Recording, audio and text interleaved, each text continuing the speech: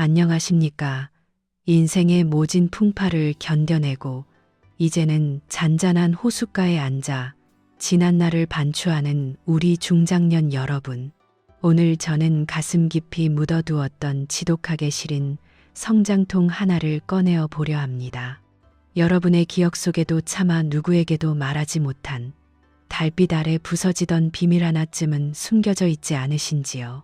오늘 들려드릴 이야기는 강원도 산골의 차디찬 우물가에서 시작된 한 소년과 여인의 서글픈 기록입니다. 때는 칠흑 같은 어둠이 깔린 늦은 밤이었습니다. 17 소년 한결은 오늘따라 유난히 잠이 오지 않아 마당으로 나왔습니다. 낮 동안 내리쬐던 태양의 열기가 식지 않은 탓인지 가슴 속에서 정체 모를 불덩이가 치밀어 올랐기 때문입니다. 마당 한 구석 낡은 우물가 쪽에서 규칙적인 물소리가 들려왔습니다. 어머니는 이미 깊은 잠에 빠졌을 시간이었고 집안에는 소년과 어머니 그리고 형수 지수뿐이었습니다. 한결은 무엇에 홀린 듯 발소리를 죽여 우물가 옆 대나무 숲으로 몸을 숨겼습니다. 대나무 잎이 바람에 사그락거리는 소리 사이로 양동이에 물을 담아 몸에 끼얹는 시원한 물소리가 고요한 밤 공기를 갈랐습니다. 구름 사이로 고개를 내민 보름달이 차가운 은빛 조명을 우물가에 비추었습니다. 그곳에는 한결의 형수, 지수가 서 있었습니다. 소녀는 숨을 멈추었습니다. 달빛 아래 드러난 그녀의 등은 눈부시게 하얗고 매끄러웠습니다. 고된 농사일로 거칠어진 손마디와는 대조적으로 물기를 머금은 그녀의 살결은 마치 밤에만 피어나는 꽃처럼 신비로운 빛을 내뿜고 있었습니다. 지수는 고개를 뒤로 젖히며 긴 머리카락을 쓸어 넘겼고 그 순간 목선을 따라 흘러내리는 물방울들이 보석처럼 빛났습니다. 한결의 심장은 마치 터질 듯한 북소리처럼 귓가에서 울려 퍼졌습니다. 그것은 단지 아름다운 여인을 본 설렘이 아니었습니다. 일찍 남편을 떠나보내고, 아니, 남편에게 버림받고 이 적막한 산골집에서 시어머니의 눈총을 견디며 살아가는 그녀의 고독이 그 하얀 등에 고스란히 박혀 있는 것 같아 가슴이 아려왔습니다. 지수는 바가지로 물을 떠서 천천히 어깨 위로 부었습니다. 차가운 물줄기가 몸에 닿을 때마다 그녀는 작게 몸을 떨었고 그 떨림은 대나무 숲 뒤에 숨은 소년의 심장까지 그대로 전달되었습니다. 한결은 자신의 손이 떨리고 있다는 사실을 깨달았습니다. 17 소년의 눈에 비친 형수는 더 이상 가족이라는 이름의 울타리 안에 있는 존재가 아니었습니다. 그녀는 그저 지독하게 외롭고 지독하게 아름다운 하나의 여자였습니다. 그때였습니다. 지수가 무언가 느낀 듯 고개를 돌려 대나무 숲 쪽을 바라보았습니다. 한결은 황급히 몸을 숙여 어둠 속으로 숨어들었습니다. 다행히 그녀는 숲속의 짐승이 낸 소리라고 생각했는지 다시 몸을 돌려 옷을 입기 시작했습니다. 소녀는 그 자리에 주저앉아 거친 숨을 몰아쉬었습니다. 형수님, 왜 그렇게 슬픈 뒷모습을 하고 계신 건가요? 한결은 입 밖으로 내지 못한 말을 삼키며 밤하늘의 달을 올려다보았습니다. 지수가 방으로 들어가는 문소리가 들린 후에야 한결은 우물가로 다가갔습니다. 그녀가 방금 전까지 서 있던 자리에 남은 물기가 달빛에 반사되어 반짝이고 있었습니다. 소녀는 그녀가 남긴 온기를 확인하려는 듯 차가운 우물물을 자신의 얼굴에 거칠게 끼얹었습니다. 하지만 얼굴을 타고 흐르는 물줄기보다 더 뜨거운 무언가가 소년의 가슴 속에서 소용돌이치기 시작했습니다. 그것은 결코 돌아올 수 없는 강을 건너기 시작한 소년의 위험한 첫사랑이었습니다. 이튿날 아침, 산골 마을의 새벽은 안개보다 더 무거운 적막으로 시작되었습니다. 한결이 눈을 떴을 때 낡은 가옥의 석가래 사이로 먼지가 뿌옇게 일고 있었습니다. 부엌에서는 벌써 달그락거리는 소리와 함께 마른 나무가 타들어가는 매캐한 연기 냄새가 진동했습니다. 그것은 형수지수가 매일같이 반복하는 소리 없는 노동의 신호였습니다. 한결은 채마루에 앉아 멍하니 마당을 바라보았습니다. 마당 한복판에는 형한도가 도시로 떠나기 전 고쳐놓겠다던 부서진 평상이 흉물스럽게 방치되어 있었습니다. 1년 전 돈을 벌어오겠다며 큰 소리를 치고 떠난 형은 첫 달에만 짧은 안부 전화를 했을 뿐 그 뒤로는 소식이 끊겼습니다. 마을 사람들은 형이 이미 도시에서 젊은 여자와 살림을 차렸다고 수군거렸고 그 소문은 담장을 넘어 어머니의 귀에도 그리고 형수의 귀에도 이미 박혀 있었습니다. 안방에서는 어머니의 날카로운 기침 소리가 터져 나왔습니다. 기침 끝에는 어김없이 지수를 향한 서리빨 같은 질책이 따라붙었습니다. 어머니에게 지수는 아들을 뺏어간 존재이자 대를 잇지 못하는 쓸모없는 식구일 뿐이었습니다. 얘야, 불 때는 소리가 왜 그리 크냐? 잠기 밝은 내 귀가 떨어져 나가겠다. 남편 없는 집구석에서 정숙하기라도 해야지. 아침부터 요란을 떨어서 뭐해. 부엌 쪽에서는 아무런 대답이 없었습니다. 그저 무거운 가마솥 뚜껑이 열리는 둔탁한 소리만이 대답을 대신할 뿐이었습니다. 잠시 후 지수가 김이 모락모락 나는 밥상을 들고 방으로 향했습니다. 그녀의 눈가는 어젯밤 우물가에서 보았던 모습처럼 촉촉이 젖어 있었지만 입술은 굳게 다물려 있었습니다. 한결은 그 모습을 지켜보며 주먹을 꽉 쥐었습니다. 형의 부재가 만든 커다란 구멍을 형수는 온몸으로 메꾸고 있었습니다. 하지만 그 구멍은 너무나 깊어서 지수의 젊음과 웃음을 블랙홀처럼 빨아들이고 있었습니다. 한결은 어머니의 밥상머리 잔소리를 뒤로하고 부엌으로 들어갔습니다. 그곳엔 지수가 남은 밥물에 손을 담근 채 멍하니 아궁이를 바라보고 있었습니다. 형수님, 제가 할게요. 가서 좀 쉬세요. 아니다. 한결아. 네가 할 일이 뭐가 있다고 그러니. 가서 학교 갈 준비나 해라. 너라도 공부해서 이 지긋지긋한 산골을 나가야지. 지수는 억지로 미소를 지어 보였지만 그 미소는 금방이라도 부서질 듯 위태로워 보였습니다. 한결은 그녀의 곁에 서서 아무 말도 할 수 없었습니다. 형이 남기고 간 빈자리는 단순한 공간의 공백이 아니라 한 여자의 삶을 갉아먹는 고문과도 같았습니다. 이 집안에 흐르는 고독은 세 갈래였습니다. 아들을 잃어버릴까 두려워 며느리를 쥐잡듯 잡는 노모의 고독, 남편에게 버림받고 시어머니의 화풀이 대상이 된 형수의 고독, 그리고 그 비극을 지켜보며 아무것도 해줄 수 없는 소년 한결의 고독이었습니다. 세 사람의 그림자가 길게 늘어진 마당엔 차가운 바람만이 윙윙 소리를 내며 맴돌고 있었습니다. 정오의 태양은 산비탈의 가파른 밭 위로 사정없이 쏟아졌습니다. 그늘 한 점 없는 그곳에서 한결과 지수는 나란히 서서 잡초를 뽑아내고 있었습니다. 흙먼지가 풀풀 날리는 밭머리에서 소년과 여인의 호흡은 거칠게 엉켰고 등줄기를 타고 흐르는 땀방울은 낡은 무명 저고리를 진득하게 적셨습니다. 한결은 힐끗 옆을 보았습니다. 지수는 뜨거운 태약볕 아래에서도 묵묵히 호미질을 이어가고 있었습니다. 밀짚 모자 아래로 가려진 그녀의 얼굴은 열기로 인해 발갛게 달아올라 있었고 목덜미로 흘러내린 땀줄기가 쇄골 언저리에서 반짝였습니다.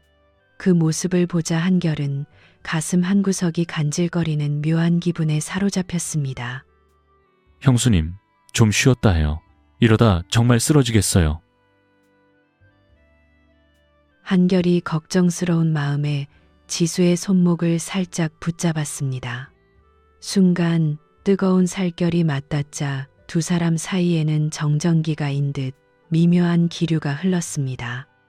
지수는 놀란 듯 움찔하며 손을 뗐지만 이내 힘없이 웃으며 이마에 땀을 훔쳤습니다.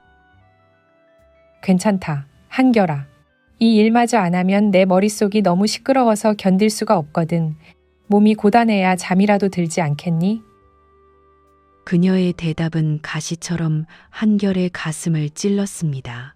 육체적인 노동보다 더 지독한 것은 형없는 방에서 홀로 견뎌야 하는 생각에 함임을 소년도 어렴풋이 짐작하고 있었습니다.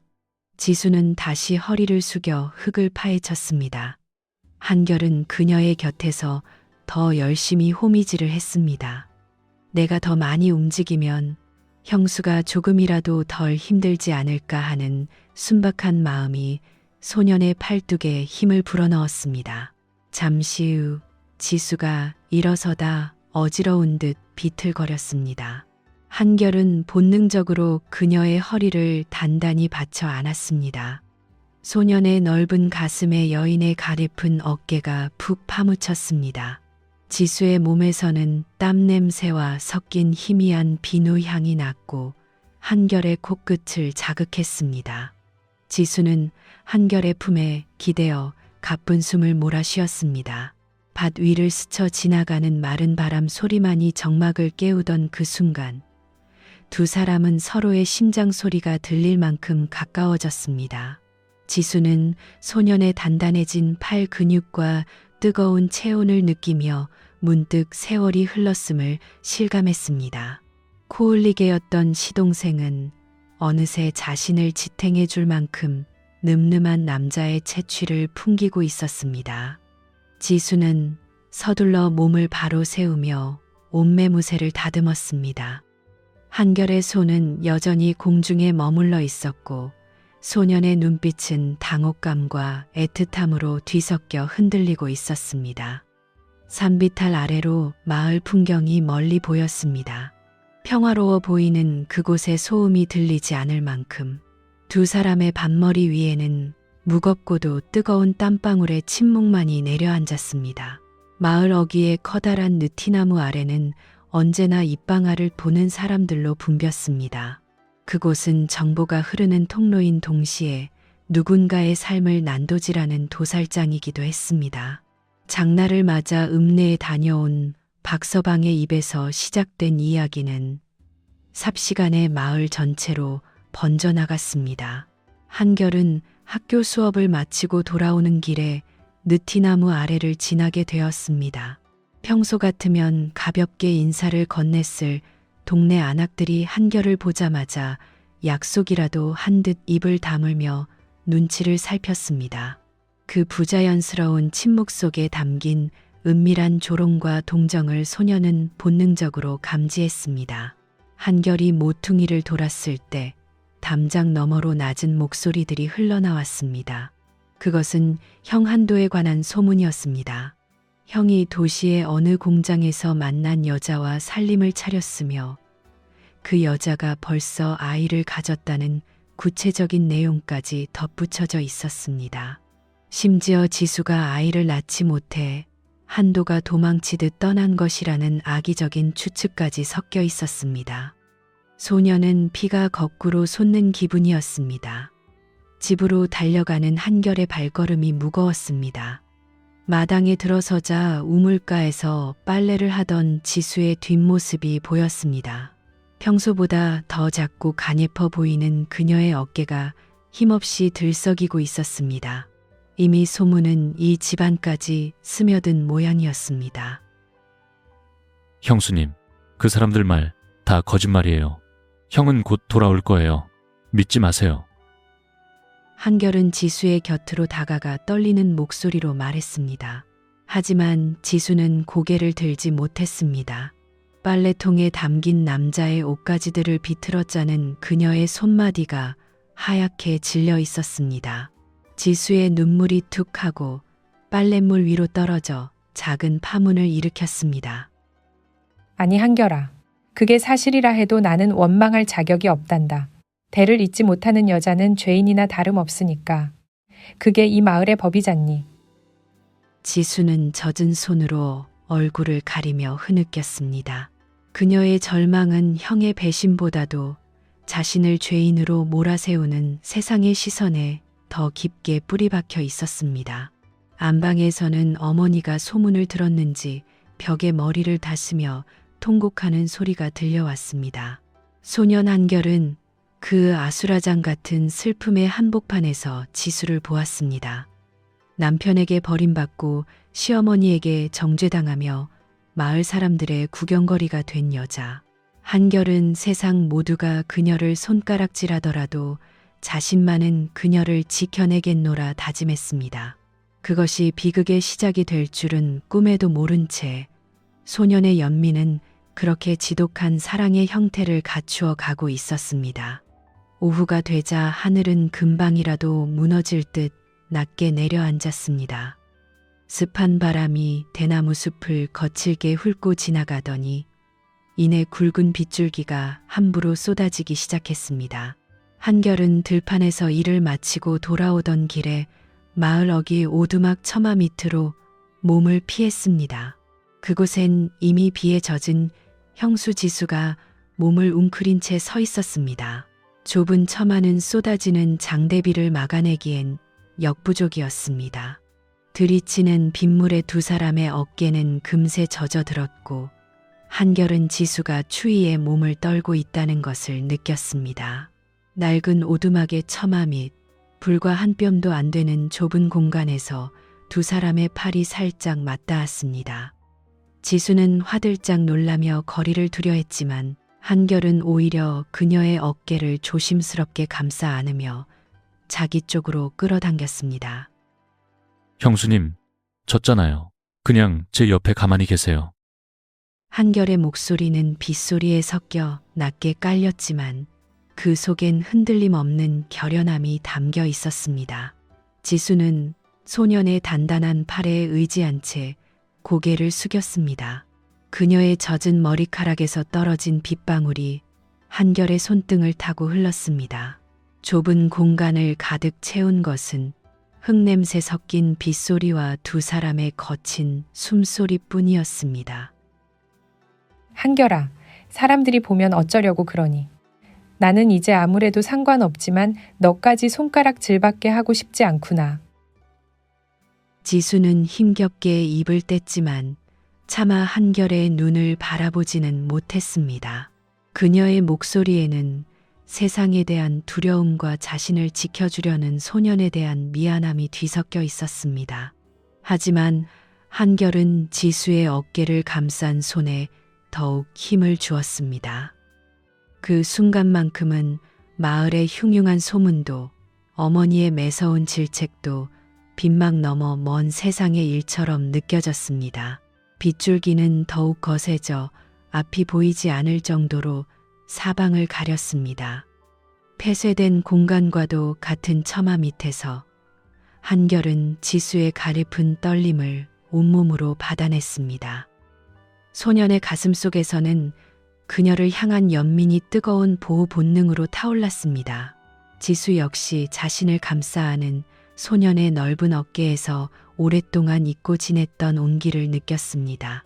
비는 그칠 기미를 보이지 않았고 두 사람은 그렇게 말없이 내리는 빗줄기를 바라보며 서 있었습니다. 빗소리는 세상의 모든 소음을 지워버렸고 오직 두 사람의 심장 소리만이 서로의 귓가에 울려 퍼졌습니다.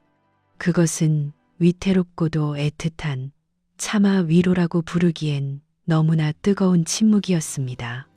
비가 그친 뒤의 산골은 유난히도 투명한 정적에 잠겼습니다. 하지만 한결의 마음속은 그 어느 때보다 치열한 전쟁터였습니다.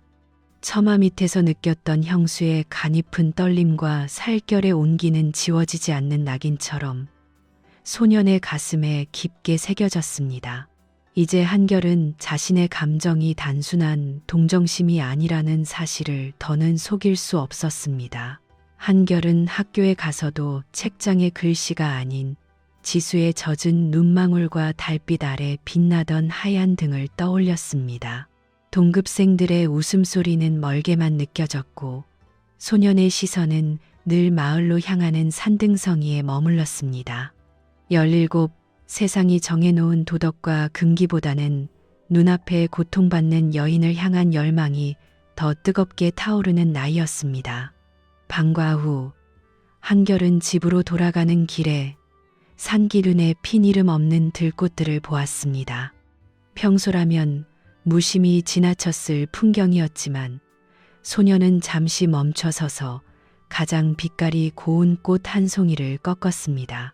이것을 형수에게 주면 조금이라도 웃어줄까 하는 생각이 들었지만 이내 자신의 처지가 떠올라 꽃을 쥔 손에 힘이 들어갔습니다. 나는 왜 형의 동생으로 태어난 걸까?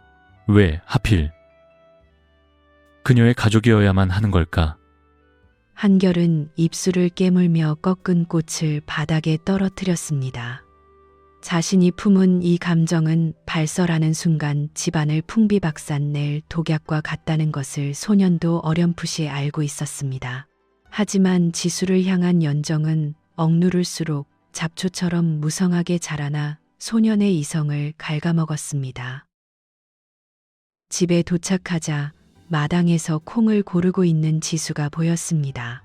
한결은 그녀와 눈이 마주칠까 두려워 고개를 숙이고 방으로 들어가려 했습니다. 그때 지수가 나지막이 소년을 불렀습니다. 한결아, 학교 다녀왔니? 배고프지 않니? 얼른 들어가 있으면 옥수수라도 쪄서 가져다 주마. 평범한 안부 인사였지만 한결의 가슴은 세차게 요동쳤습니다. 지수의 부드러운 목소리는 소년의 죄책감을 자극하는 동시에 그녀를 품고 싶다는 욕망을 더욱 부채질했습니다. 한결은 대답도 하지 못한 채 방으로 뛰어들어가 이불을 뒤집었었습니다. 어두운 방 안에서 한결은 거친 숨을 몰아쉬며 생각했습니다. 마을 사람들의 비웃음도 어머니의 매서운 호통도 지수가 겪는 고통에 비하면 아무것도 아니라고. 소녀는 어느새 자신이 지수를 구할 수 있는 유일한 구원자라고 믿기 시작했습니다. 연정은 그렇게 오만을 닮아갔고 소년의 순수는 지독한 사랑의 그림자에 물들어가고 있었습니다. 해가 뉘엿뉘엿 저물어가는 저녁, 집안의 공기는 평소보다 더욱 차갑게 얼어붙어 있었습니다.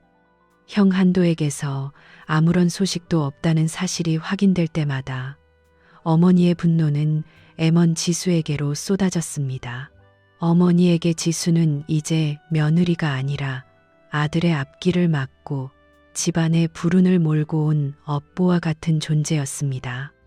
마당에서 마른 나무를 다듬던 지수의 손길이 잠시 멈춘 순간 안방 문이 거칠게 열리며 어머니가 버선발로 뛰어나왔습니다.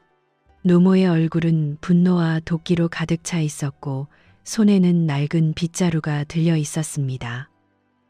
이 미련한 거사.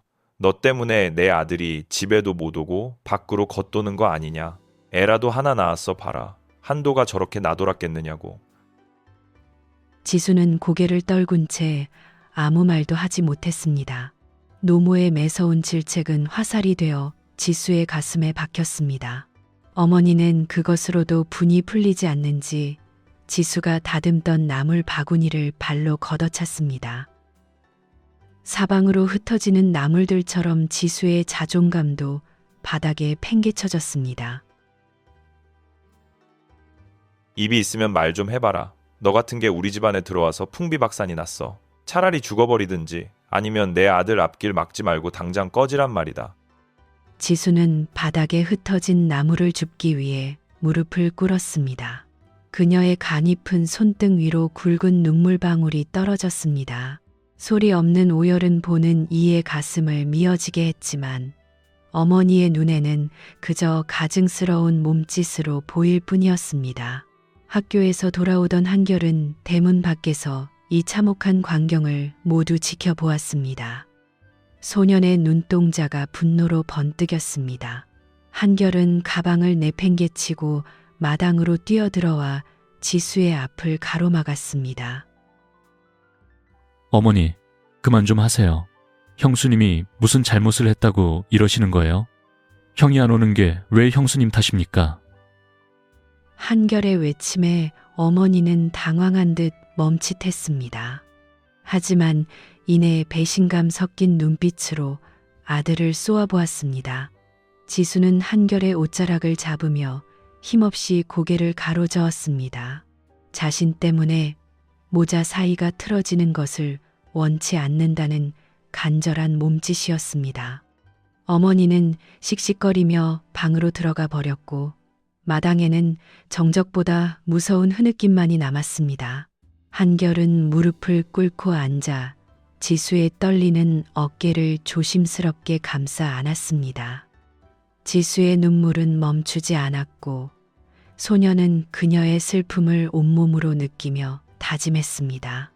이 지옥 같은 삶에서 반드시 그녀를 끌어안고 나가겠노라고.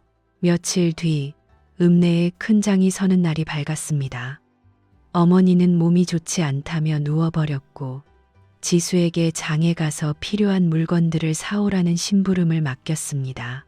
한결은 이 기회를 놓치지 않고 지수를 따라 나섰습니다. 집안의 무거운 공기를 벗어나 산길을 내려가는 두 사람의 발걸음은 평소보다 가벼웠습니다. 읍내 장터는 사람들로 북적거렸습니다. 화려한 색깔의 옷감들과 고소한 전 냄새, 상인들의 흥정 소리가 어우러져 활기가 넘쳤습니다. 지수는 집에서의 침울한 모습은 잠시 접어둔 채 장터 곳곳을 신기한 듯 구경했습니다. 한결은 그런 지수의 옆모습을 바라보며 자신도 모르게 미소를 지었습니다. 장신구를 파는 노점 앞을 지나던 중 지수의 시선이 작고 예쁜 나비 모양의 머리핀에 머물렀습니다. 지수는 이내 수줍은 듯 고개를 돌렸지만 한결은 그녀의 짧은 눈길을 놓치지 않았습니다. 한결은 주머니 속에서 오랫동안 모아둔 꼬깃꼬깃한 용돈을 꺼냈습니다. 형수님, 이거 한번 해보세요. 형수님한테 정말 잘 어울릴 것 같아요. 아니야, 한결아. 이런 건 나한테 사치란다. 내 귀한 용돈을 왜 이런 데 쓰니. 어서 넣어둬. 지수는 손사래를 치며 극구 사양했지만 한결은 고집스럽게 머리핀을 사서 지수의 손에 쥐어주었습니다. 지수는 머뭇거리다 머리핀을 머리에 꽂았습니다. 거울 속에 비친 자신의 모습이 낯선 듯 지수는 얼굴을 붉혔습니다. 한결은 그 순간 지수가 세상에서 가장 아름다운 여인으로 보였습니다. 두 사람은 장터 구석에서 국밥 한 그릇을 나눠 먹었습니다. 뜨거운 국물을 들이켜며 지수는 아주 오랜만에 소리내어 웃었습니다. 집안에 질식할 것 같은 정막과 어머니의 매서운 눈초리가 없는 곳에서 두 사람은 잠시나마 평범한 연인들처럼 행복한 시간을 보냈습니다. 하지만 해가 저물기 시작하자 지수의 얼굴에는 다시 어두운 그림자가 드리워졌습니다. 돌아가야 할 집이 생각난 모양이었습니다.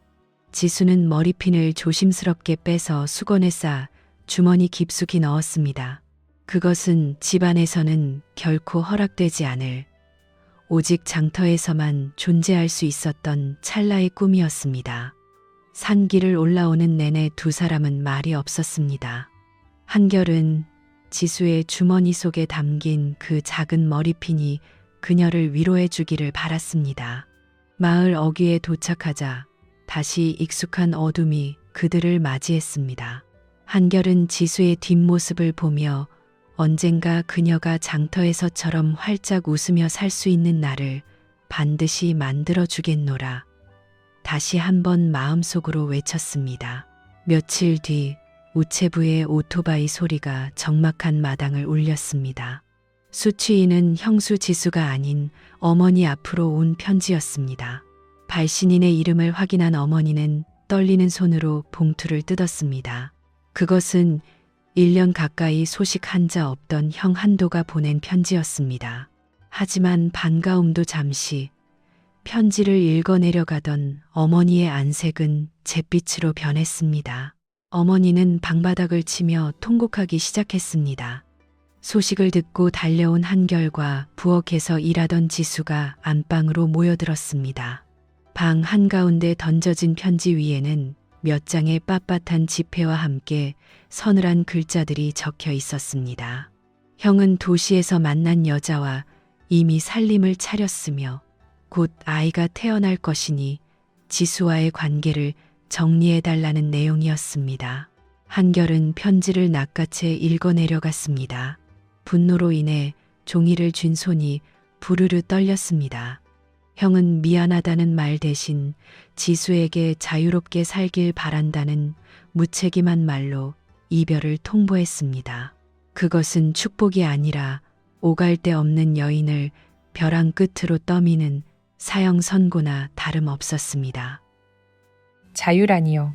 그 사람이 어떻게 저한테 이런 말을 할 수 있나요? 저는 이 집에 귀신이 될 각오로 살았는데.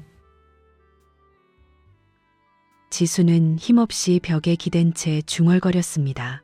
그녀의 목소리에는 슬픔조차 말라붙은 듯한 건조한 절망이 배어 있었습니다. 어머니는 아들의 배신에 충격을 받은 듯 하면서도 이내 화살을 다시 지수에게 돌렸습니다. 아들이 밖에서 자식까지 보았다는 사실이 아이를 못 낳은 며느리에 대한 미움을 정당화시켜주는 무기가 된 것이었습니다. 이게 다 내 팔자가 사나워서 그런 거 아니냐? 내 아들이 오죽하면 밖에서 씨를 받았겠느냐고. 이제 어쩔 거냐? 이 집안 망신 다 시켜놓고. 지수는 아무런 대답도 하지 못한 채 방을 뛰쳐나갔습니다. 한결은 어머니를 향해 소리를 지르고 싶었지만 그보다 먼저 지수를 따라 나서야 했습니다. 마당 구석, 어두운 헛간 옆에서 지수는 입을 틀어막고 소리 없이 울고 있었습니다. 형이 보낸 차가운 지폐 몇 장이 그녀의 수년간의 헌신을 모욕하고 있었습니다. 형수님, 울지 마세요. 그딴 인간, 형이라고 부르고 싶지도 않아요. 제가 있잖아요. 제가 지켜드릴게요. 한결은 지수의 어깨를 붙잡고 간절하게 말했습니다. 하지만 지수는 한결의 손을 힘겹게 밀어냈습니다. 그녀에게 남은 것은 남편의 배신과 시어머니의 멸시, 그리고 마을 사람들의 비웃음뿐이었습니다. 지수의 눈동자에는 삶에 대한 의지보다 깊은 어둠이 내려앉아 있었습니다. 형의 편지는 집안에 남아있던 신락 같은 희망마저 산산조각 내버렸습니다. 형의 편지가 도착한 그날 밤, 집안은 죽음보다 더 깊은 정적에 잠겼습니다. 어머니는 충격과 분노에 몸져 누우셨고 집안의 유일한 불빛은 부엌 아궁이에 사그라지는 불씨뿐이었습니다. 한결은 잠을 이룰 수 없었습니다. 어둠 속에서 들려오는 지수의 가냘픈 흐느낌이 소년의 심장을 갈갈이 찢어놓고 있었기 때문입니다. 한결은 참다 못해 지수의 방 앞으로 다가갔습니다. 문틈으로 새어나오는 낮은 울음소리에 소년은 주저없이 문을 열었습니다. 방 안에는 등잔불도 켜지 않은 채 차가운 바닥에 엎드려 있는 지수가 있었습니다. 그녀의 어깨는 감당할 수 없는 슬픔의 무게로 인해 잘게 떨리고 있었습니다. 형수님, 제발 이러지 마세요. 제가 옆에 있잖아요. 제가 다 책임질게요. 한결은 지수의 곁으로 다가가 그녀를 일으켜 세웠습니다. 지수는 초점을 잃은 눈으로 한결을 바라보았습니다. 세상 모두에게 버림받았다는 절망감에 휩싸인 그녀에게 소년의 따뜻한 손길은 유일하게 붙잡을 수 있는 밧줄과도 같았습니다. 지수는 한결의 품으로 무너지듯 안기며 통곡했습니다. 한결아, 나 이제 어떻게 사니? 갈 곳도 없고 나를 기다려주는 사람도 없는데 나 정말 어떡하면 좋니? 지수의 눈물이 한결의 가슴팍을 적셨습니다. 소녀는 그녀를 더욱 강하게 끌어안았습니다. 연민은 순식간에 뜨거운 갈망으로 변했고 지수를 지켜주고 싶다는 열망은 이성을 압도했습니다. 한결은 지수의 젖은 얼굴을 조심스럽게 감싸 쥐었습니다. 두 사람 사이에는 금기보다 더 강렬한 운명적인 이끌림이 소용돌이쳤습니다. 지수 역시 소년의 단단한 품에서 오랫동안 갈구해온 온기를 발견했습니다. 남편의 배신으로 조각난 그녀의 마음을 치유해 줄 수 있는 것은 오직 이 무모하리만큼 순수한 소년의 사랑뿐인 것처럼 느껴졌습니다. 지수는 떨리는 손으로 한결의 등을 마주 안았습니다. 그것은 동의인 동시에 벼랑 끝에서 내딛는 위험한 한 걸음이었습니다. 어둠이 가득한 방 안에서 두 사람의 입술이 마주 닿았습니다. 소년의 서툴지만 뜨거운 입맞춤은 여인의 가슴 속에 잠들어 있던 생의 의지를 깨웠습니다.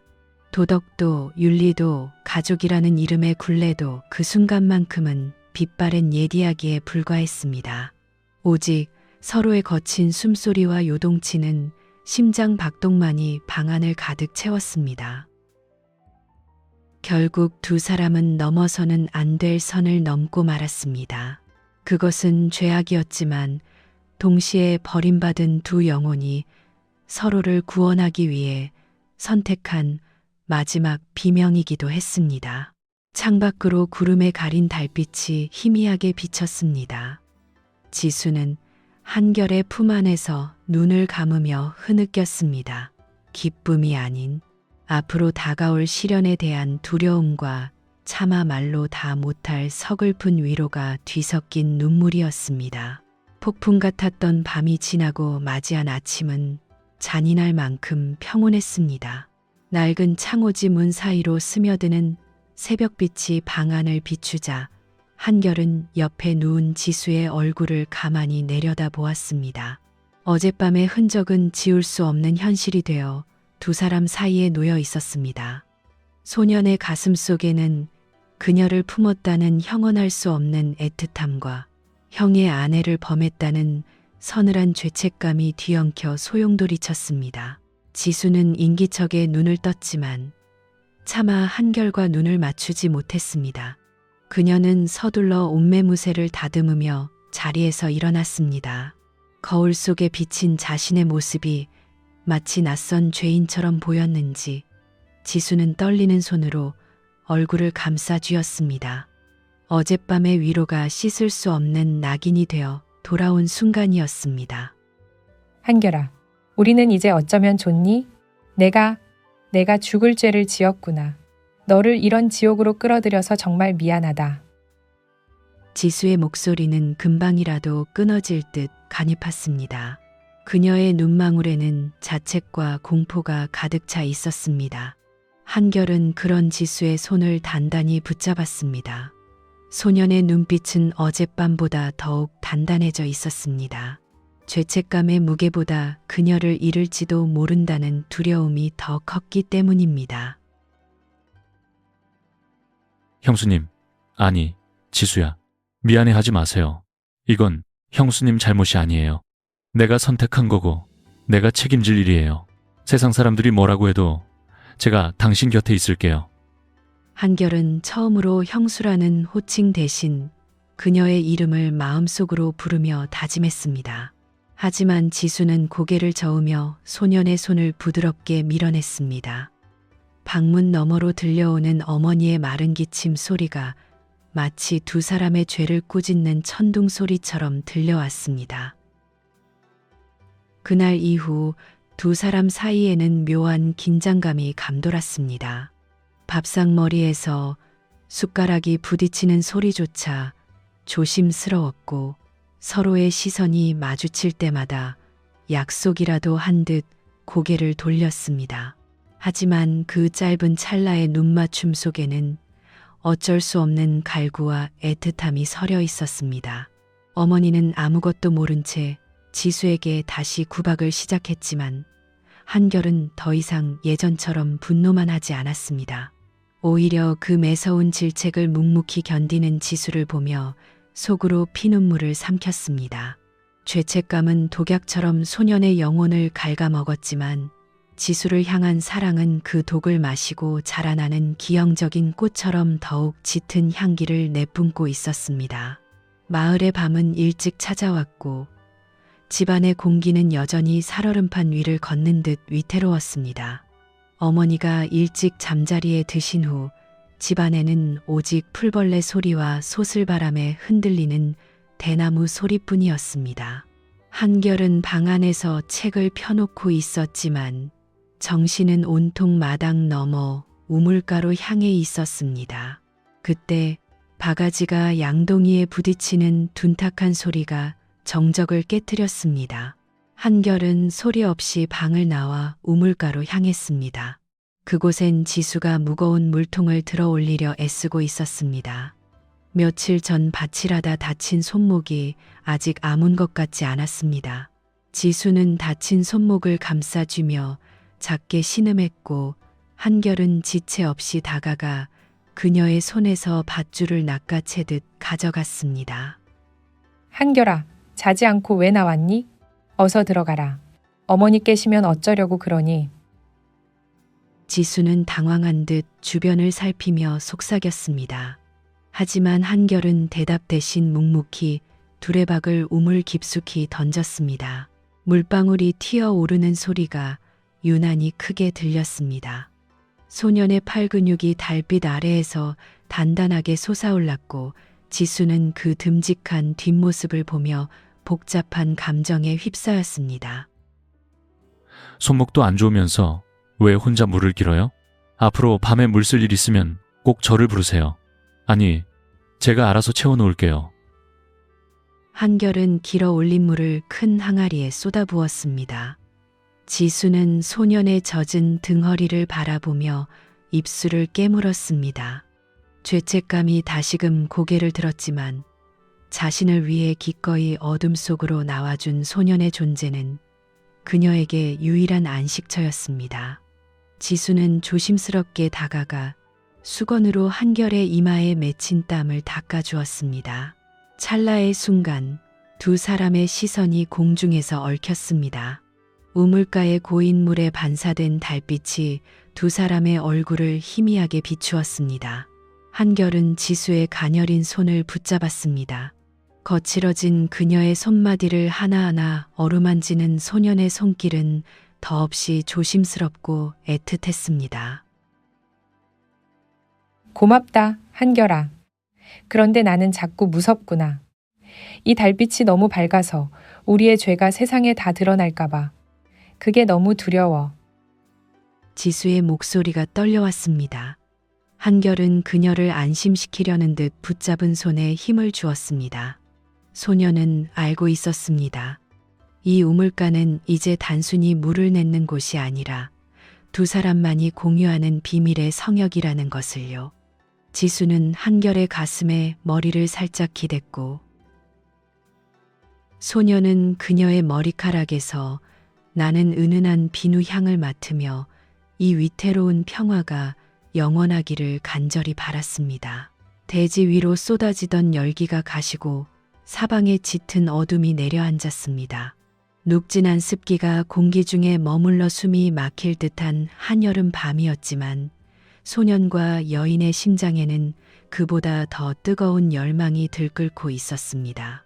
안방에서 들려오던 노모의 규칙적인 코골이 소리가 정적을 채울 때쯤 한결은 소리 없이 방문을 열었습니다. 한결은 툇마루의 삐걱거리는 소리조차 죽이며 마당을 가로질렀습니다. 지수의 방 앞 창호지 너머로 희미한 등잔불 그림자가 흔들리고 있었습니다. 소년이 문고리를 잡자 기다렸다는 듯 안쪽에서 문이 열렸습니다. 좁은 방 안은 지수가 낮 동안 정성스레 말린 들꽃 향기와 그녀 특유의 포근한 채취로 가득했습니다. 한결아, 정말 괜찮겠니? 어머니가 깨시면 우리 둘 다 살아남지 못할 텐데. 지수는 걱정스러운 듯 속삭이면서도 한결의 젖은 손을 꽉 쥐었습니다. 소녀는 대답 대신 지수를 와락 끌어안았습니다. 한여름의 열기보다 더 뜨거운 체온이 서로의 얇은 무명옷을 뚫고 전달되었습니다. 지수는 소년의 넓은 가슴에 얼굴을 묻으며 긴 한숨을 내뱉었습니다. 그것은 금기된 사랑에 대한 두려움이자 동시에 오직 이 품 안에서만 허락되는 안도감이었습니다. 내일 일이 어떻게 되든 상관없어요. 지금 이 순간 당신이 내 옆에 있다는 것만 생각할래요. 지수야, 제발 울지 마세요. 한결은 지수의 눈가에 맺힌 눈물을 입술로 닦아내었습니다. 지수는 소년의 서툴지만 진심 어린 고백에 가슴이 무너져 내리는 것 같았습니다. 그녀는 소년의 목을 감싸 안으며 그를 깊숙이 받아들였습니다. 좁은 방 안에서 두 사람의 그림자는 하나로 엉켜 벽면을 가득 채웠습니다. 밖에서는 매미들의 울음소리가 자지러지게 들려왔지만 방 안은 마치 세상과 단절된 섬처럼 고요했습니다. 한결은 지수의 부드러운 살결을 어루만지며 그녀의 슬픔을 씻어주려는 듯 정성을 다했습니다. 지수 역시 소년의 단단한 어깨의 의지에 잠시나마 자신을 짓누르던 세상의 무게를 잊었습니다. 그것은 남편에게 버림받은 여인과 사랑의 눈먼 소년이 나누는 한여름 밤의 꿈처럼 몽환적이고도 슬픈 축제였습니다. 새벽녘 푸르스름한 기운이 창호지에 스며들 때까지 두 사람은 떨어질 줄 몰랐습니다. 한결은 지수의 품 안에서 생전 처음 느껴보는 충만함을 맛보았고 지수는 소년의 눈망울 속에서 자신이 여전히 가치 있는 존재임을 확인했습니다. 하지만 날이 밝아오면 다시 시동생과 형수라는 차가운 가면을 써야 한다는 사실이 그들을 더욱 애틋하게 만들었습니다. 두 사람의 미래는 달콤한 만큼이나 치명적인 독을 품은 채 그렇게 깊어갔습니다. 한여름의 절정을 지나 산골의 공기가 조금씩 무거워지던 어느 이른 아침이었습니다. 평소와 다름없이 소박한 아침상이 안방에 차려졌고 한결과 어머니 그리고 지수는 마주 앉아 식사를 시작했습니다. 고소한 된장찌개 냄새가 방 안을 가득 채웠지만 오늘따라 지수의 안색은 종이장처럼 하얗게 질려 있었습니다. 지수가 숟가락을 들어 밥 한 술을 입에 넣으려는 찰나였습니다. 갑자기 그녀의 눈동자가 흔들리더니 급히 손으로 입을 틀어 막았습니다. 지수는 신음 섞인 헛구역질을 내뱉으며 안방 문을 박차고 마당으로 뛰어나갔습니다. 담장 밑 구석에서 들려오는 처절한 구역질 소리가 평화롭던 아침 정적을 산산조각 냈습니다. 아니, 밥 먹다 말고 저게 무슨 해괴한 짓이냐? 어디 속이라도 얹힌 게냐? 아니면 어머니는 숟가락을 내려놓으며 의구심 가득한 눈빛으로 마당을 내다보았습니다. 노인 특유의 예리한 감각이 무언가 심상치 않음을 감지한 듯 어머니의 눈매가 날카롭게 가늘어졌습니다. 한결의 가슴은 천둥이 치듯 세차게 요동치기 시작했습니다. 소녀는 본능적으로 직감했습니다. 그것은 단순한 채기가 아니라는 것을요. 한결은 서둘러 마당으로 나가 지수의 등을 두드려 주었습니다. 지수는 눈물이 핑 돈 채로 한결을 바라보았고 그 찰나의 눈맞춤 속에 담긴 공포와 당혹감은 소년의 심장을 얼어붙게 만들었습니다. 지수의 손은 미세하게 떨리고 있었고 그녀는 자신의 배위를 무의식적으로 감싸 쥐었습니다. 형수님, 괜찮으세요? 어디가 많이 아프신 거예요? 제가 의원이라도 불러올까요? 아니야. 한결아, 괜찮다. 그냥 요즘 날이 더워서 비위가 좀 상했나 보구나. 아무것도 아니다. 정말로. 지수는 억지로 목소리를 가다듬으며 대답했지만 그녀의 눈동자는 갈 곳을 잃고 흔들리고 있었습니다. 안방 문지방에 서서 이 광경을 지켜보던 어머니의 시선은 지수의 얼굴이 아닌 그녀의 허리춤과 배 언저리에 머물고 있었습니다. 어머니의 얼굴에는 형용할 수 없는 기괴한 표정이 스쳐 지나갔습니다. 한결은 지수를 부축해 부엌으로 데려갔습니다. 물 한 사발을 건네는 소년의 손마디가 하얗게 질려 있었습니다. 만약 자신의 짐작이 맞다면 이 아이는 축복이 아닌 재앙의 씨앗이 될 것이 뻔했습니다. 지수는 물 한 모금 넘기지 못한 채 멍하니 바닥만 바라보았고 한결은 그녀의 곁에서 아무 말도 해줄 수 없었습니다. 두 사람의 머리 위로 불길한 예감의 그림자가 길게 드리워졌습니다. 비밀은 담장을 넘는 순간 더 이상 비밀이 아니라고 했습니다.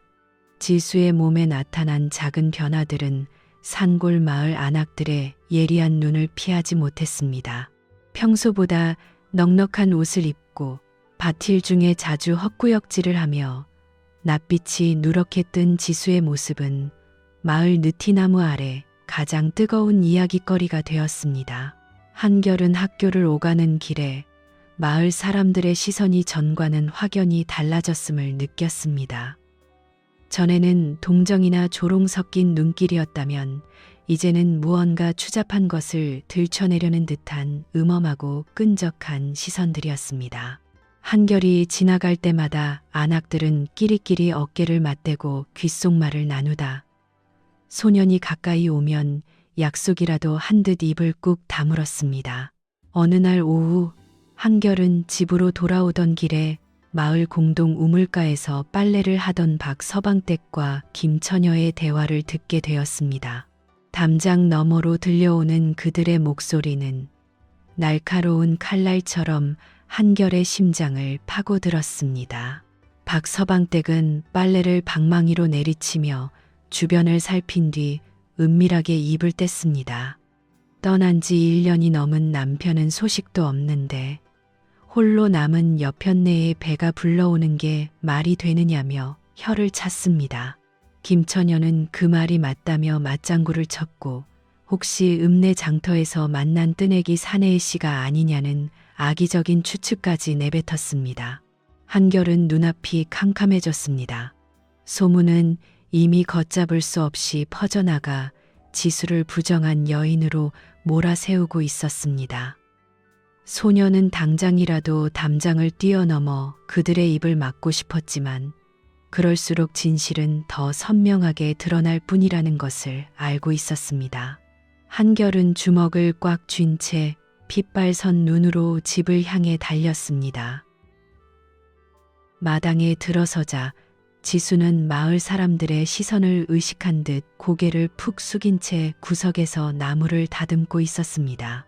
그녀의 어깨는 잔뜩 움츠러들어 있었고 인기척만 들려도 깜짝깜짝 놀라는 모습이 마치 덫에 걸린 어린 짐승 같았습니다. 형수님, 이제 밖으로 나가지 마세요. 사람들이 뭐라고 떠들든 귀 닫고 집에만 계세요. 제가 다 알아서 할게요. 한결은 지수의 곁으로 다가가 낮은 목소리로 말했습니다. 하지만 지수는 힘없이 고개를 가로저었습니다. 마을이라는 작은 세상에서 숨을 곳은 어디에도 없었습니다. 지수의 눈망울에는 마을 사람들의 의심보다 더 깊은 절망이 고여 있었습니다. 소문은 도간개처럼 집 안으로 스며들고 있었고 두 사람이 세운 위태로운 성벽은 서서히 무너져 내리고 있었습니다. 산마루에 걸린 해가 마지막 핏빛 노을을 토해내고 사라진 저녁, 집안의 공기는 숨이 막힐 듯 무거웠습니다. 작은 개다리 소반 위에 놓인 보리밥과 멀건 된장국이 식어가고 있었지만 세 사람 중 누구도 먼저 수저를 들지 못했습니다. 좁은 안방 안에는 풀벌레 소리조차 들리지 않는 기괴한 정적만이 가득했습니다. 어머니는 식사 내내 지수의 얼굴을 뚫어지게 노시보았습니다. 그 눈빛은 자애로운 시어머니의 것이 아니라 먹잇감을 노리는 매의 그것처럼 날카롭고 잔인했습니다. 지수는 죄인처럼 고개를 푹 숙인 채 젓가락으로 밥알만 헤아리고 있었습니다. 그녀의 손마디는 미세하게 떨리고 있었고 이마에는 식은땀이 송골송골 맺혔습니다. 얘야, 너 요즘 몸이 왜 그렇게 무거워 보이냐? 장터 안악들이 그러더구나. 우리 집에 남편 없는 여자가 뒷배가 불러온다고. 그게 무슨 해괴망측한 소리냐? 어머니의 낮은 목소리가 방 안을 훑고 지나갔습니다. 지수는 사례가 걸린 듯 헛기침을 하며 대답을 피하려 했습니다. 한결은 밥그릇을 쥔 손에 힘을 주었습니다. 소년의 심장은 당장이라도 갈비뼈를 뚫고 나올 듯 요동쳤습니다. 진실이 노모의 입술 끝에서 당장이라도 터져 나올 것만 같은 위태로운 순간이었습니다. 어머니, 그게 무슨 말씀이세요? 마을 사람들이야 워낙 남의 말하기 좋아하는 이들이니 저는 그냥 속이 좀 좋지 않을 뿐입니다. 지수는 간신히 입을 뗐지만 목소리는 물 젖은 종이처럼 떨리고 있었습니다.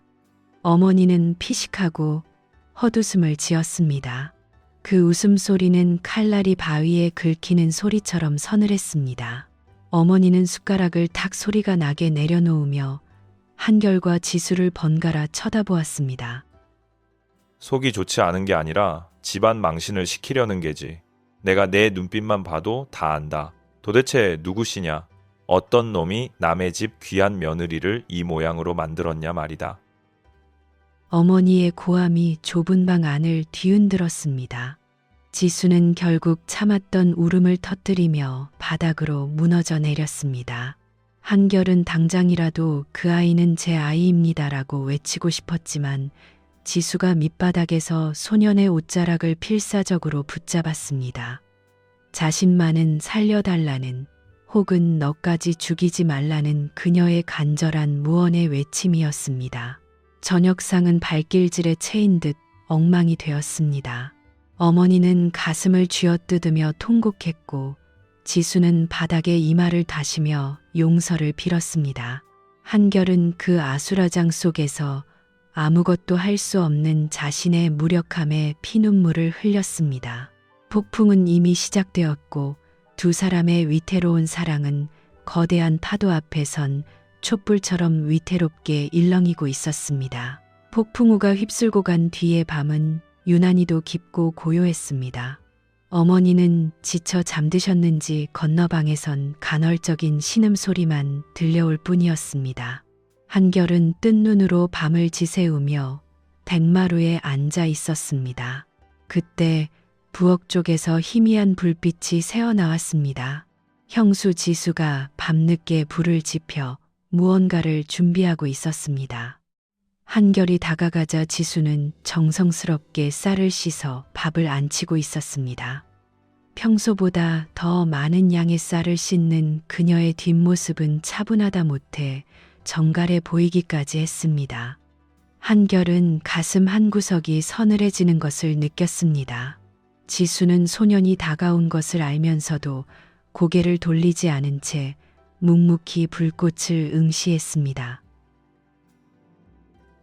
한결아, 이리 와서 앉아봐라. 내일 아침엔 내가 제일 좋아하는 감자밥을 넉넉히 해두마. 학교 가기 전에 꼭 한 그릇 다 비우고 가야 한다. 지수의 목소리는 평소보다 훨씬 부드럽고 따뜻했습니다. 하지만 한결은 그 따뜻함 속에서 이별의 예감을 읽어냈습니다. 한결은 지수의 옆에 앉아 그녀의 거칠어진 손을 꽉 쥐었습니다. 지수는 이번에는 손을 피하지 않고 소년의 손등을 부드럽게 쓰다듬었습니다. 형수님, 아니, 지수야, 어디 가시려는 거 아니죠? 제가 다 해결할게요. 어머니께 다 말씀드리고 우리가 책임지면 되잖아요. 제발 저를 두고 가지 마세요. 한결의 애절한 호소에도 지수는 그저 희미하게 미소 지을 뿐이었습니다. 그녀는 소년의 헝클어진 머리카락을 다정하게 정리해 주었습니다. 지수의 눈에는 소년에 대한 깊은 사랑과 그 사랑을 지키기 위해 선택한 단호한 결의가 함께 서려 있었습니다. 한결아, 너는 아직 창창한 앞날이 있는 사람이야. 나 같은 여자 때문에 내 인생을 망치게 할 수는 없단다. 너만은 이 산골을 벗어나 훌륭한 어른이 되어다오. 공부 열심히 하고 어머니 잘 모시고. 그게 내 마지막 부탁이다. 지수는 품 안에서 꼬깃꼬깃한 종이 뭉치를 꺼내 한결의 손에 쥐어 주었습니다. 그것은 그녀가 틈틈이 모아온 푼돈이었습니다. 한결은 그것을 거부하려 했지만 지수의 단호한 눈빛에 눌려 아무 말도 할 수 없었습니다. 지수는 아궁이 속에서 타오르는 불꽃을 보며 마지막 말을 덧붙였습니다. 한결아, 나를 너무 미워하지 마라. 그리고 너무 오래 그리워하지도 말아다오. 너를 만나서 나는 태어나 처음으로 여자로 살 수 있었다. 그것만으로도 내 인생은 충분히 빛났다. 지수는 한결의 이마에 마지막으로 짧고 애틋한 입맞춤을 남겼습니다. 소녀는 그녀의 품에서 어린아이처럼 어깨를 들썩이며 소리 죽여 울었습니다. 지수는 그런 소년을 달래며 밤새도록 아궁이 앞을 지켰습니다. 그것은 그녀가 사랑하는 이에게 줄 수 있는 마지막 저녁상이자 소년을 향한 세상에서 가장 슬픈 축복이었습니다. 이른 아침, 산새들의 지저김조차 서늘하게 들리는 새벽이었습니다. 한결은 무거운 눈꺼풀을 들어 올리며 지수의 방 쪽을 바라보았습니다. 언제나 부지런히 아침 공기를 가르던 빗자루 소리도 가마솥 뚜껑 열리는 둔탁한 소리도 들리지 않았습니다. 집안은 마치 시간이 멈춘 듯 기이한 고요함에 잠겨 있었습니다. 한결은 불길한 예감에 휩싸여 지수의 방으로 달려갔습니다. 조심스레 열어젖힌 방문 너머로 보인 것은 차갑게 식어버린 빈 방이었습니다. 항상 정갈하게 개어있던 이불은 흔적도 없었고 구석에 놓여있던 그녀의 작은 옷가지 보따리도 사라진 뒤였습니다. 지수는 한결이 깊은 잠에 빠진 새벽, 안개처럼 소리 없이 집을 떠난 것이었습니다. 텅 빈 방바닥 한가운데 하얀 종이 한 장이 덩그러니 놓여 있었습니다. 한결은 떨리는 손으로 그 종이를 집어들었습니다. 종이는 지수가 흘린 눈물 자국으로 얼룩져 빳빳하게 굳어 있었습니다. 소년의 눈앞이 흐려지며 그녀의 목소리가 귓가에 맴도는 듯 했습니다. 한결아, 비겁한 나를 용서하지 마라. 다가진 아주라는 너의 곁을 지키겠노라 다짐했지만 내가 머무는 곳마다 너에게 상처가 된다는 것을 깨달았단다. 이 아이는 내가 먼 곳에서 잘 키울게. 그러니 너는 이제 나를 잊고 내 삶을 찾아가렴. 편지 속에는 절망보다 더 깊은 사랑이 담겨 있었습니다.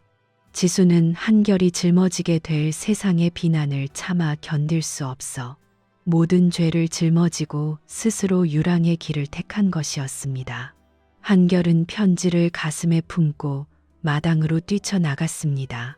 하지만 그녀가 지나갔을 산길에는 짙은 새벽 안개만이 자욱하게 깔려 있을 뿐이었습니다. 갔느냐? 결국 그 아이가 제 발로 나갔단 말이냐? 차라리 잘 되었다. 이 집구석에 더 있어봤자 피차 망신만 당할 일 아니더냐? 어느새 방에서 나온 어머니가 마당 한편에 서서 메마른 목소리로 말했습니다. 어머니의 눈가에도 미약한 회한의 빛이 스쳐 지나갔지만 끝내 모진 말을 거두지는 않으셨습니다. 한결은 어머니를 향해 소리를 지르고 싶었지만 목구멍까지 차오른 슬픔에 아무런 소리도 내지 못했습니다. 한결은 지수가 밤새 씻어놓았던 쌀로 지어진 감자밥을 보았습니다. 솥안에는 아직 온기가 남아 있었지만 그 밥을 먹어줄 여인은 이제 곁에 없었습니다. 소녀는 차가운 우물가에 주저앉아 그녀가 남긴 마지막 흔적들을 부여잡고 오열했습니다. 지수는 떠났지만 그녀가 남긴 사랑의 조각들은 소년의 가슴 속에 날카로운 파편이 되어 박혀버렸습니다. 형수 지수가 떠난 지 이틀째 되던 날, 산골 마을에는 때의 이른 진눈깨비가 흩날렸습니다. 한결은 학교도 가지 않은 채 그녀가 마지막으로 서 있었던 우물가 자리에 못 박힌 듯 앉아 있었습니다. 마을 사람들 사이에는 벌써 부정한 며느리가 야반 도주를 했다는 소문이 독버섯처럼 번지고 있었지만 한결에게는 그런 말들이 더 이상 들리지 않았습니다. 소년의 가슴을 짓누르는 것은 그녀를 지키지 못했다는 무력감과 그녀의 뱃속에 남겨진 자신의 핏줄에 대한 사무치는 그리움이었습니다. 한결은 지수가 남긴 편지를 꺼내어 보고 또 보았습니다. 글자 마디마디에 서린 그녀의 흐느낌이 손가락 끝으로 전해지는 것만 같아 소녀는 입술을 깨물며 신음했습니다. 내가 더 강했더라면, 내가 조금만 더 어른이었더라면, 지수야, 너를 그렇게 혼자 보내지는 않았을 텐데. 한결은 처음으로 그녀의 이름을 크게 소리내어 불렀습니다. 우물가 뒤편 대나무 숲이 바람에 흔들리며 소년의 외침을 삼켜버렸습니다. 안방에서는 어머니가 지수의 빈자리를 보며 혀를 차는 소리가 들려왔습니다. 어머니는 여전히 그 아이가 지닌 생명이 자신의 손주라는 사실을 꿈에도 모른 채 가문의 수치를 씻어냈다는 안도감에 젖어 있었습니다. 한결은 우물 속 깊은 어둠을 내려다보았습니다. 그 차가운 물 속에 투영된 자신의 모습이 너무나 낯설고 비겁해 보였습니다. 소녀는 주먹으로 우물가를 내리치며 오열했습니다. 자신의 아이를 품고 정처 없이 떠난 여인에게 아무런 울타리가 되어주지 못한 17의 자신이 원망스러워 피눈물을 쏟아냈습니다.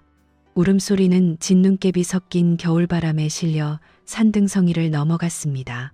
그 오열은 단순히 잃어버린 사랑에 대한 슬픔이 아니었습니다.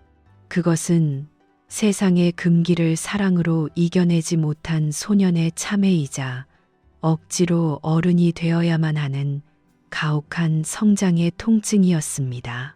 한결은 젖은 바닥에서 일어나 흙 묻은 손을 닦았습니다. 그리고 그녀가 남긴 밥솥의 온기를 떠올리며 다짐했습니다. 반드시 그녀를 찾아내겠노라고. 그녀가 준 그 마지막 밥 한 그릇의 무게를 짊어지고 세상이 뭐라 하든 당당히 고개를 들 수 있는 남자가 되겠노라고. 소녀는 그렇게 진실을 가슴 깊은 곳에 묻어둔 채 시린 겨울 안개 속으로 첫 발을 내디뎠습니다. 강산이 3번이나 변한다는 30해의 시간이 흘렀습니다. 산골 소년이었던 한결은 어느덧 희끗한 머리칼이 섞인 중년의 신사가 되었습니다. 그는 지수의 마지막 부탁대로 도시로 나가 악착같이 공부했고 성공한 건축가가 되어 번듯한 가정을 꾸렸습니다.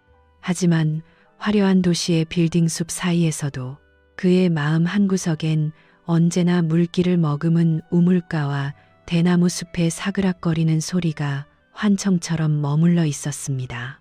그러던 어느 늦가을 오후 한결의 사무실로 발신인이 불분명한 두툼한 봉투 하나가 배달되었습니다. 떨리는 손으로 봉투를 열자 그 안에는 빛바랜 흑백 사진 한 장과 정갈한 글씨로 쓰인 편지가 들어 있었습니다. 사진 속에는 한결의 젊은 시절을 꼭 빼닮은 건장한 청년이 환하게 웃고 있었고 그 곁에는 세월의 풍파를 고스란히 맞았으나 여전히 고결한 눈빛을 간직한 한 여인이 서 있었습니다. 지수야, 살아있었구나. 정말로 살아있었어. 한결은 사진 속 여인의 얼굴을 손가락으로 가만히 쓸어내렸습니다. 편지에는 그녀가 지난 세월 동안 제주도의 어느 작은 바닷가 마을에서 아이를 키우며 살아온 기록들이 담겨 있었습니다. 그녀는 한결의 앞날에 짐이 되지 않기 위해 평생 소식을 감추었으나 이제 성인이 된 아들이 아버지를 궁금해하기 시작했기에 마지막 용기를 냈다고 적었습니다. 한결아, 아니, 이제는 한결 씨라고 불러야겠군요. 우리 아들은 당신을 닮아 심성이 곱고 단단한 사내로 자랐습니다.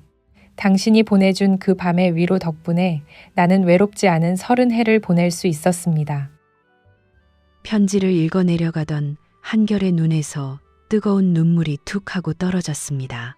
그것은 30해 동안 가슴 속에 켜켜이 쌓아두었던 죄책감과 그리움이 한꺼번에 녹아내리는 소리였습니다. 지수는 편지 끝머리에 자신을 찾으려 하지 말라는 당부를 잊지 않았습니다. 그저 멀리서 서로의 평안을 빌어주는 것만으로도 충분하다는 그녀다운 배려였습니다. 한결은 창밖으로 보이는 노을을 바라보았습니다. 30해 전 자신을 떠나보내며 지수가 지어주었던 그 따뜻한 감자밥의 온기가 손바닥에 다시 전해지는 것만 같았습니다. 이제 소녀는 더 이상 오열하지 않았습니다. 비록 곁에 두고 살지는 못했을지언정 서로의 영혼에 깊은 낙인을 남긴 그 사랑이 헛되지 않았음을 깨달았기 때문입니다. 한결은 사진 속 아들의 얼굴을 가슴에 품으며 나지막이 읊조렸습니다. 인생이라는 긴 여정 속에서 만난 가장 아픈 축복이자 가장 눈부셨던 비극에게 보내는 마지막 인사였습니다. 저 멀리 산등성이 너머로 불어오는 바람이 마치 그녀의 대답인 양 부드럽게 그의 뺨을 스치고 지나갔습니다.